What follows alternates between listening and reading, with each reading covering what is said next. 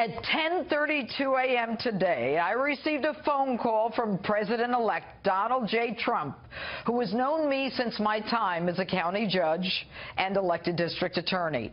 He stated that he looks forward to beginning the process of making America great again, and he thanks Justice and all her viewers for their support. I am honored to have had the privilege to speak with both the President-elect and his beautiful wife, future First Lady Melania, as America embarks on this very special journey. And indeed, it's been one amazing, wild, unpredictable ride.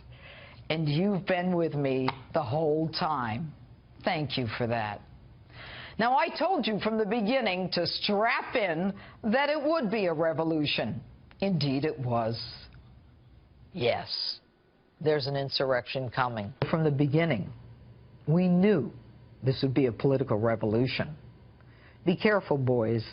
Be very, very careful. You don't want to make this a different kind of revolution. I told you this election was a revolution, but even I didn't know how big it would be. It's worldwide. What happened in England is going to happen again. Next stop, the United States. Next president, Donald J. Trump. And within the first moment of President-elect Donald Trump's victory speech, he showed how elegant he was by congratulating Hillary Clinton. She congratulated us, it's about us, on our victory. And I congratulated her and her family on a very, very hard-fought campaign. I mean, she fought very hard.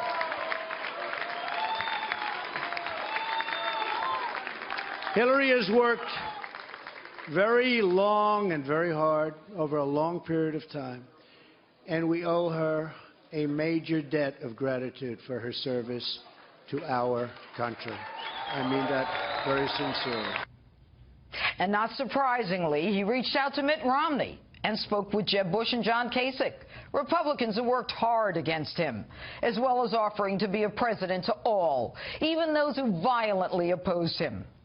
And as for the campaign itself, they told you you didn't matter, that if you supported him, you were probably uneducated, small-minded, and irrelevant. You were beneath them.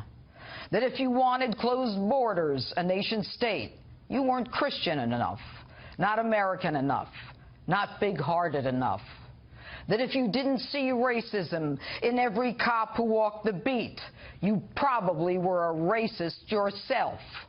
That if you used the term Muslim jihadist instead of terrorist, you were an anti-religious bigot.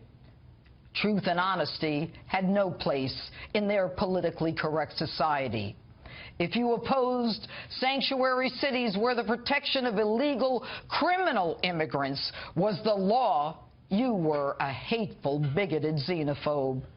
They simply knew better than you. They tried to convince you that Obamacare was great, when all the time your deductible and premiums were skyrocketing, that the economy wasn't that bad, yet you had to work 2 and 3 jobs to just get along. Jobs that shipped overseas didn't matter to them because they were part of the global economy. She even called you deplorable, irredeemable, and not America. If you didn't support her, you probably hated women and were backward. They tried to convince you that a lie wasn't a lie if it came from her mouth. And the media, so corrupt that they shared debate questions with her to give her the edge, tried to beat you down by repeatedly telling you it was useless to even show up at the polls.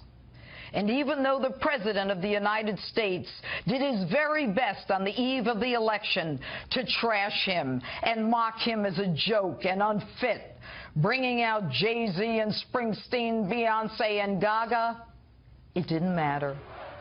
And in spite of it all, even though we felt forgotten, alone, and beaten down, We all came home because this wasn't an election. It was a revolution. We came home to where our forefathers, in their genius, had always planned. Back to America. Back to who we are. Back to the Constitution. And yes, Mr. Soon-to-be ex-President Obama, we can now proudly cling to guns, our religion, and now our new president-elect, Donald J. Trump. And that's my open. Tell me what you think on my Facebook page or Twitter. #Judge Jeanine.